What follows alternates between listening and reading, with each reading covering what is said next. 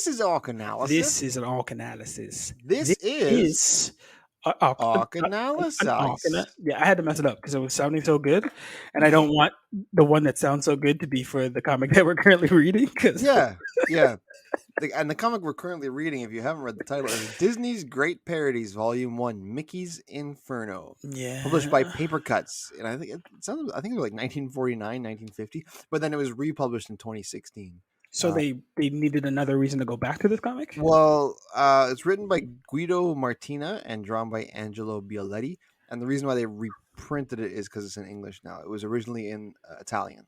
That makes more sense. I wonder if a lot of stuff was lost in translation. Apparently it was. I was reading around about this story, and apparently, like, a lot of comments are saying it's a lot better in Italian, which makes sense because it's weird. Yes, but it's weird for it's like trying to teach me something and trying to give me history in a certain bite size morsel, but so much is lost and not funny. Yes, there was one part that really made me laugh. But are you going to give the one joke now, or are you going to save that for the climax? I'm going to save it because this is about Mickey Goofy, featuring Pegleg Pete and Morty Mesmerizer. I've never heard of Morty before. You heard of Pegleg Pete? Yeah, everybody knows who Pete is. No, he's the bad guy. Yeah, he's like the Wario. That's to do with the cigar. Yeah, his name wasn't Pegleg Pete though. It was Pete something. His name wasn't Pegleg Pete, but it was Pete. I'm just saying. I don't know this version of it's like Kang. I don't know this version of him, but I know who he is. He's better than Kang. Listen, my kids watch Mickey and the Roadster Racers, and Pete's the bad guy. So I think but that's the point. He's always Pete. Like I knew Pete. Well, I don't know this Pegleg stuff. Yeah, no, I don't know Pegleg. I just said that. I don't know. Anyways, Mickey and Goofy are putting on a play, which is an interpretation of the poem Dante's Inferno. Morty casts a spell on them to make them think they're actually Dante and Virgil, and they get sucked into a book to live the sequences out. That's basically the story. It sounds like interesting when you say that, but like reading it, that's not what I really pulled from it. No, because it's so and then. It's very and then, but like with purpose, because they're trying to give us Dante's Inferno, which is supposedly a crazy read, right? I don't really know like Cliff Notes, and anytime a movie's kind of referenced Dante Inferno, because it's like 7 stages of hell. Just like your mind just breaking in so many different ways. That like cool, but does that mix with Mickey and his friends? No, and that's what drew my attention to this because I haven't read the poem. What's it called? It's called something else. Oh man, I bet it's Italian. No, it's like hang on. My thing is like it drew me to it because the Divine Comedy. It's the first chapter of or the first act of the Divine Comedy. There's 2 other acts. Okay. Dante's Purgatory and then Dante's something else. Anyways, I probably said that wrong. Oh, Purgatorio and then Paradiso. That's what it is. Not bad. And you did the hand things too to make it more Italian. So I caught on. Oh! Shout out to our Italian Americanos or Italiano originals or Italianas, which I'm happy to talk to some more Italianos if you're listening. Hey, baby. Come and get some mozzarella. Actually, show me where to get the mozzarella. Don't talk about pineapples on pizza around Italians. Real Italians. Really? Oh yeah, there was. I remember this. It's not real pizza. Yeah, where they went to Italy and like, can I get? And they were like, I don't know if it was real or not, but the Italians were like just livid. Margarete. Yeah. Supreme. Yeah. Pepperoni. So my familiarity with the source material, besides not Mickey, I'm talking about because that goes back deep. But Dante's Inferno is a video game from like 2010. Okay. Yes, I played that, and it was a great. It was kind of like a God of War type style game, but you go through the rings of hell, and then you fight. As who's your avatar? You're Dante. Okay. You're actually I guess the poem. I don't know how accurate it is to the poem, but you're going through it, and it's really gross. You fight all the deadly sins. There's like lust and greed. Sounds like a wuss. And then, I know at the very end, one of the only parts I remember, like, is the ending. The last boss, you fight Lucifer. Okay. And I remember this because he's got this huge. It was I think the only time I've still ever seen this. I fought a guy with his dick hanging out, and it's like hanging down to his ankle. This was the episode that I thought we could keep rated G because it was Mickey. So I was trying not to swear, but you went with like. That's from a video game that's like rated teen or mature. I don't know what it is. And you and listen, my thought process when you said you fought a giant Lucifer, I was like, hey, have you ever seen This Is the End? Because that dude had a giant schlong on it. and that's reminiscent of that because he starts out like normal size and then he just becomes and it's Comes like huge. what? So I Yeah. wonder if they was inspired by that game at all. But I think all of Lucifer's depictions are iteration. inspired by this giant wang that he's swinging below Earth. Just massive. Just it's distracting when you're trying. I'm like, what is this? Is this necessary to have this? Like, Well, I mean, if the dude wasn't slanging in heaven, you think that's why I got kicked out? I don't know. You think the angels are packing? You want to go check out some subreddits and see if if he made the cut or too big. Now I have to put a disclaimer on this episode because it's not as G-rated as we wanted it to be. No, it's not. Well, it's Mickey with a Inferno behind him, right? The cover of this comic. But it's still Mickey. So like that's. Is it us turning this more R-rated than it is? Yes. Okay. So yes, it is us. Yes. We put the wrong spin on it. I'm not saying this was unenjoyable. I was just lost because the depictions of the characters didn't match up with what was going on here, and I didn't like the exposition below the bubbles with what was happening because like those didn't really match up the same level too. It continued the dialogue. It was so weird. It was like there's like the bubbles, and then there's like the exposition at the bottom. But the exposition is a continuation of the bubbles, so you don't know who's talking. It's you. I think it's usually Mickey who's talking or Dante who's talking, but it's like, and then it's the bubbles aren't in a poem, but the script at the bottom is.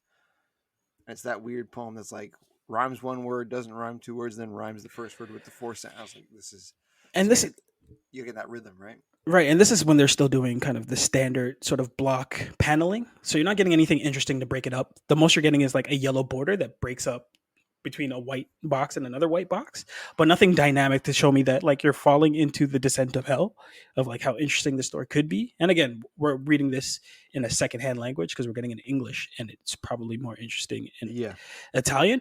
But for something that's going to be a great parody, like take a chance and like give me something dynamic with the visuals. At least that'll keep me more interested in seeing the same sort of like all the characters look basically the same. And the fact that like all of their outfits are just cloaks, it's like, this is like I said, this is like 1950 too, so you kind of gotta grain of salt, yeah. But I had to keep reminding myself that I was like, okay, this is really boring and weird, but it's like, okay, this is like a really old book. but they chose to reprint it in 2016. Like that's a choice. There's that, and there's got to be something out there that cut across the grain, right? Like. Comics would have been extinct if this is all that we got. At a certain point, someone's like, this is good, but we can make it better. Even back then. Even if it was just the characters. Was it? Back then, probably 1950, 1949. This is when was Marvel? 1940 something? Listen, you wasted my anthropomorphic bear, who's actually a cat named Pete, and tried to give him a peg leg. Because he's kind of the shining star. Not necessarily in this, but in Goof Troop. Were you able to find the full version of this? I didn't look for more than what was because it's 70 pages. Well, that's Dante's Inferno, right? Like the one I found only like 20, something like that, 18, 20 pages. That's kind of all you need. I was just gonna say that it's kind of unfair that we didn't read the full book. We only read like not even a third of it, but at the same time, it's kind of like it wasn't going anywhere. This is true. Everything happened in the first like 4 pages. They do this, they get hypnotized, they go into the book. And then they just kind of go through the motions of it, yeah. But I would only recommend the 70 pages to someone that's either studying this in kind of university or like writing a dissertation and you're looking for kind of a translation and see if it fits. Or like somebody that loves Mickey to the death that are like, I got to see him in as many crazy adventures. This is definitely a crazy adventure, but not for the timid of heart. And not that there's nothing rough in it. It's just not well done. It's not well translated. We said that. That as well. 1950s. Like, what was that thing with the lion cop? I don't know.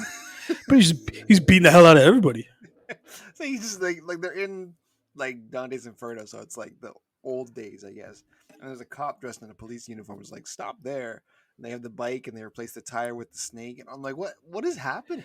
Yeah, it's like and he's gonna charge him a ticket. He's like, I'm gonna give you a ticket for $10. So like $10, we're broke. He's like, being broke costs you more money. And I was like, what is happening here? It's getting grinded down into nothing. Julius Caesar's in this with a machine gun. Kind of cool. Yeah. Until he starts riding on Goofy's back. And then it was not cool. What is Yet. But this must be like the translation issues. Like, how? What? Yeah. I think like we kind of did ourselves a disservice not really understanding the source material, because I feel like we could be like, oh, this was this meant to be this scene, but this is our first time into Seven Stages of Hell. Like, it's boring and weird.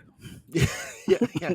Kids beating up on teachers. The barbershop of torture. They all go in there to get shaved, and like, you never leave, and like burning their faces off. Yeah, it's like the Homer and Homer's Odyssey and all that stuff. Yes. It's like, yeah. So there's a couple references I understood, but Yeah. not to the level I think they wanted to teach me.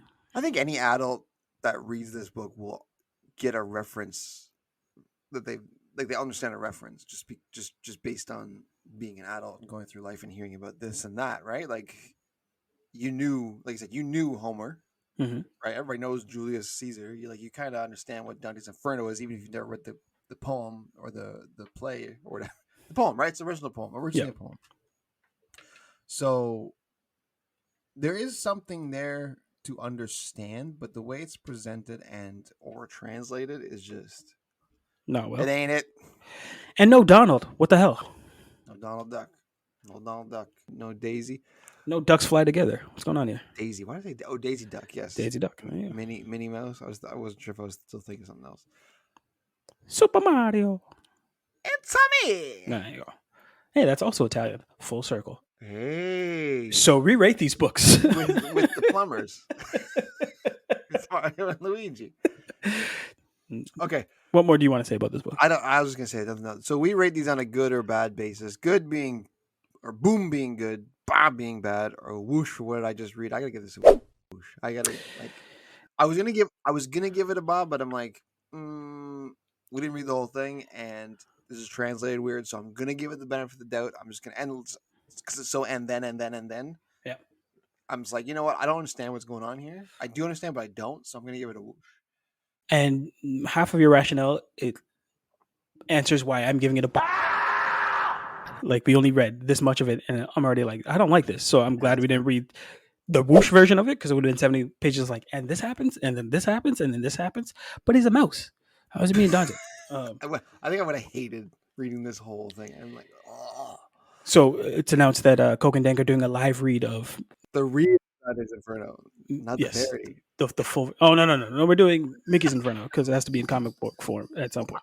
I don't know how to find the real one, because I found some we read in our hands, others we read online, and I couldn't find a full version that's online for free. So I'm like, I'm not paying for this. The real question is Papercut's book still around, or like did they go under with this? That's a good question. Let's look it up.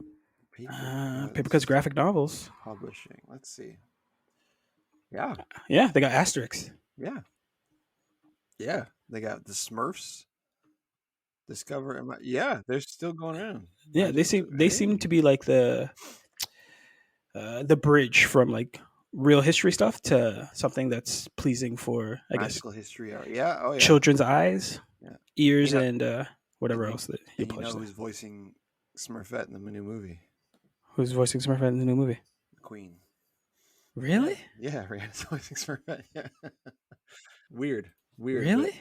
It's a lot better in Italian, which makes sense because this story is weird.